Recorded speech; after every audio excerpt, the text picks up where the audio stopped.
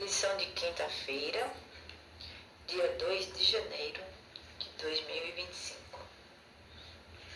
O tema: crucificado por nós. Nós podemos lançar aqui uma pergunta para você, para mim também. Quem matou Jesus na cruz? Como que nós podemos entender este tão grande sacrifício?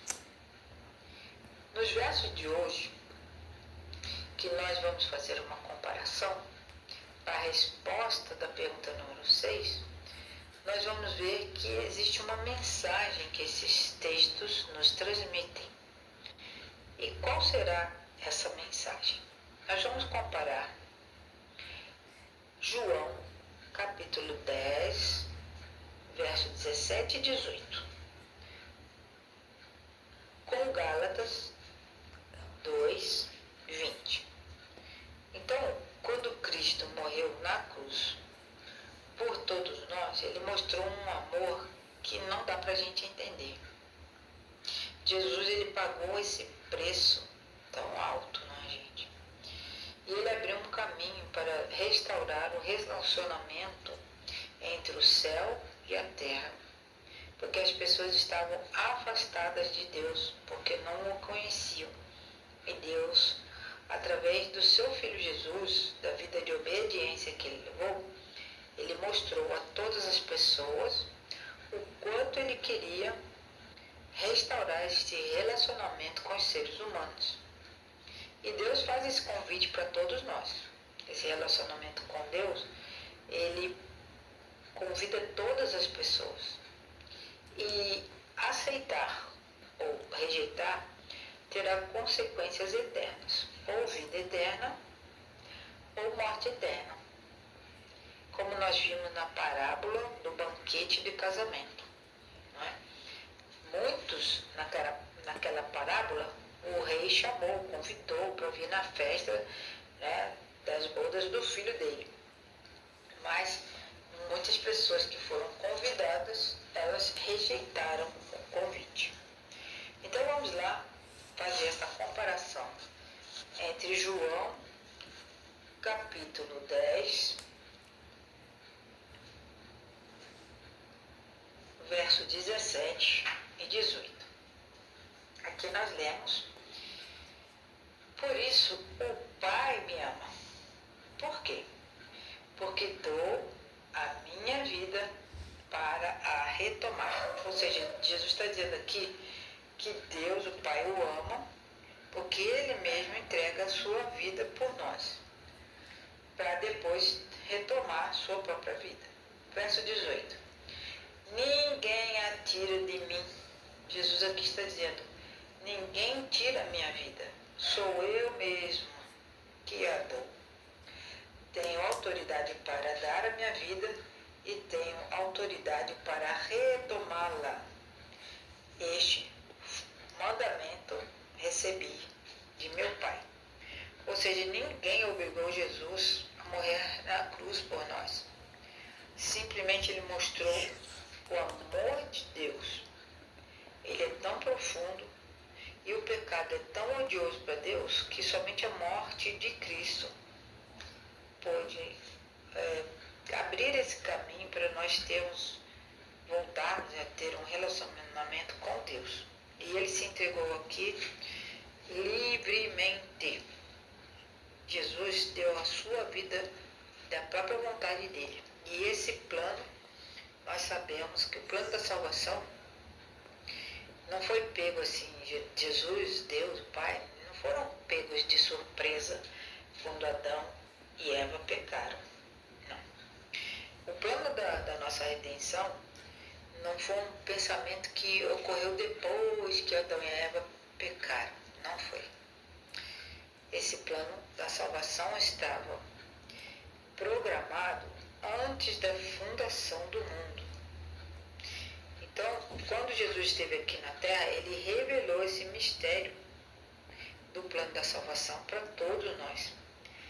E nós sabemos que desde o início, Deus e Cristo sabiam da apostasia dizia que iria ocorrer por causa dos pecados, né? Que Satanás começou a desenvolver no próprio coração dele e depois ele espalhou entre os anjos e ele, até hoje, ele faz isso, tenta toda a humanidade a pecar contra Deus também. Mas o plano da salvação não foi planejado depois que isso aconteceu, ele foi planejado antes. Deus não é o criador do pecado, mas ele tem a solução para erradicar o pecado. E isso vai acontecer quando? Quando Jesus voltar. Hoje em dia, o convite para nós, para fazermos parte da festa do Cordeiro, que vai acontecer no céu, é livre e ela é proclamada para todas as pessoas. Mas nem todas aceitam. Então, o Filho de Deus, o unigênito, que estava junto com o Pai e que se tornou um de nós e veio aqui, ele entregou voluntariamente. É isso que é a mensagem desses textos de João 10, 17 e 18 e Gálatas 2, 20 nos ensinam. Vocês vão lembrar de um verso muito conhecido que diz: Deus deu seu Filho unigênito para que todo aquele que nele crê não morra, não pereça, mas tenha a vida eterna. Ou seja, a vida eterna, ela estava escondida de nós, porque nós não sabíamos quão profundo era o amor de Deus por nós.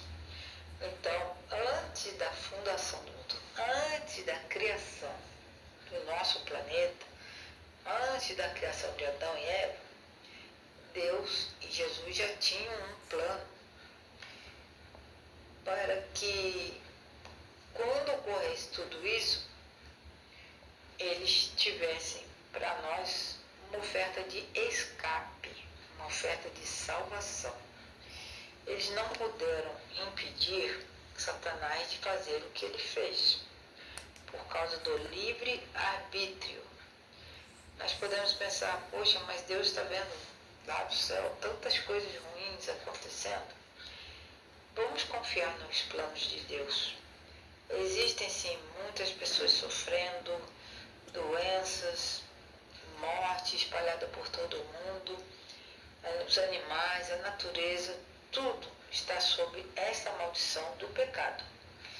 E nós entendemos que quando Deus veio, através de Jesus, nos ensinar que tudo está sob o controle dele, nem tudo nós vamos entender. Porém, Deus está no controle de todas as coisas. E um dia, através desses ensinamentos que estamos aprendendo aqui na Palavra de Deus, nós sabemos que Deus vai vingar todos os que forem fiéis a eles. E todas aquelas pessoas que rejeitaram Deus, infelizmente eles estão escolhendo o pior caminho. Mas não é essa a vontade de Deus. A vontade de Deus é que todos aceitem o convite. E foi por isso que Cristo foi crucificado por nós. Porque ele deu sua vida de forma voluntária. E aqueles que confiarem nos planos de Deus vão participar das bodas do Cordeiro. Eu espero que eu e você estejamos entre essas pessoas que confiaram, que apesar de toda essa confusão, essas guerras, problemas políticos, econômicos, problemas na natureza, morte, doença, sofrimento e dor, nós tenhamos em mente que Jesus vai dar um fim para todas essas coisas. E ele tem a solução. Quando você aceita a palavra de Deus, quando você aceita o plano da salvação, a sua vida muda.